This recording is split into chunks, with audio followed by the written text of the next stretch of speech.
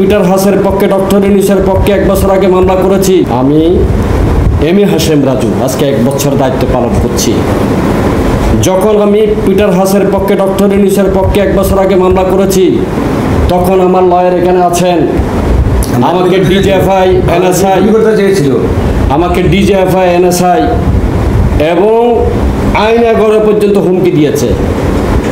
আজকে আপনাদের দোয়ায় আমি আপনাদের সামনে যে কথা বলার যে সুযোগ মহান আল্লাহ দিয়েছেন। ডক্টর ইউনূসের পক্ষে পিটার হাসের পক্ষে মামলা করে আমি জীবিত থাকব, এটা তো আমি কল্পনা করিনি। আমি মামলা করার আগে এবং পরে আমার উপরে যে জুলুম, আমার ফ্যামিলির উপর যে জুলুম, আপনি আমাকে গুতা দিয়ে এগুলো কেন বের করলেন? পরিস্থিতি তখন আমাদের প্রতিকূলে ছিল, তারপরে আমরা মামলা করেছি আমাদের ডক্টর মোহাম্মদ ইউনূস সাহেবের পক্ষে এবং পিটার হাসের পক্ষে মামলা করেছি। আমরা আমাদেরকে বিভিন্নভাবে ভয় ভীতি হুমকি আমাদেরকে দিয়েছে, তারপরে আমরা পিছপা হয়ে যাই কথা বলুন। আচ্ছা, উনি যে জায়গায় উনি মানে ইয়াটা দিয়েছেন, ওনার তো অধিকার আছে। ওনার সাথে আমার আজকে 30 থেকে 35 বছরের সম্পর্ক। ওনার এই হোটেলে আমি যখন এমপি ইলেকশন করতে গেছি, এখানে না হলে মিনিমাম 10 থেকে 12 লাখ টাকা হোটেল ভাড়া দিয়েছি।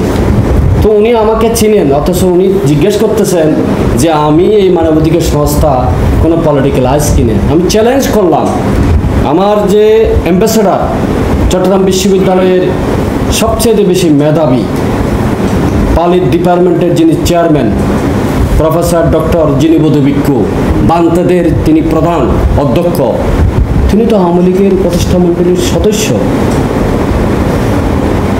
প্রফেসর ডক্টর ইদ্রিস আলী, তিনি আওয়ামী লীগের কেন্দ্রীয় কমিটির গবেষণা সেলের ভাইস চেয়ারম্যান, তিনি আমার অ্যাম্বাসেডার। এই ডক্টর মিজানুর রহমান, ঢাকা বিশ্ববিদ্যালয় মার্কেটিং ডিপার্টমেন্টের মানে চেয়ারম্যান, উনি আমাদের এই আন্তর্জাতিক মানবাধিকার কমিশনের ambassador. Professor doctor Anwarullah Chowdhury, তিনি আমাদের অ্যাডভাইজার। বিচারপতি আব্দুল সালাম মামুন, তিনি আমাদের অ্যাডভাইজার। তা আমরা যারা যে মানুষগুলোর নাম বলছি তাদেরকে আপনারা চিনেন। ডক্টর আনোয়ারুল্লাহ চৌধুরী কোনোদিন ভালো করে বা ধরেন একটা ছাত্রকে মানে আঘাত পায় এরকম শব্দ উচ্চারণ করা নাই। তো সুতরাং আমাদের এই আন্তর্জাতিক মানবাধিকার কমিশন, সংক্ষেপে ISRC, আপনারা গুগলে ঢুকে দেখবেন পৃথিবীর 150টা দেশে আমাদের প্রতিষ্ঠান। পৃথিবীর 2টা অর্গানাইজেশন কাজ করে, একটা হলো অ্যামনেস্টি ইন্টারন্যাশনাল আর একটা হলো আন্তর্জাতিক মানবাধিকার কমিশন। আর এই কমিশনের প্রধান হচ্ছে আমি। 1 বছর কখনো আমার মনে হয় না যে আমি পলিটিক্যালাইজ কোনো কিছু করছি। আমি আজ থেকে 23 বছর আগে জাতীয়তাবাদী ছাত্র দলের কেন্দ্রীয় কমিটির ভাইস প্রেসিডেন্ট ছিলাম, 90-এর আন্দোলনে ছিলাম, জয়েন্ট সেক্রেটারি, অ্যাসিস্ট্যান্ট সেক্রেটারি ছিলাম, ঢাকা বিশ্ববিদ্যালয়ের শিক্ষা পরিবেশ পরিষদের মেম্বার ছিলাম। বলতে পারবো না আমার দ্বারাই তৎকালীনও আমি যখন পলিটিক্স করছি, আমার আমলে মঈনুদ্দিন হাসান চৌধুরী প্রেসিডেন্ট ছিল ছাত্রলীগের, ইকবাল রহিম সেক্রেটারি ছিল, এনামুল হক শামীম প্রেসিডেন্ট ছিল, ইশাক আলী খান পান্না সেক্রেটারি ছিল। বলতে পারবো না, আমাদের মধ্যে যে রিলেশন এটা এখনও আছে একে অপরের।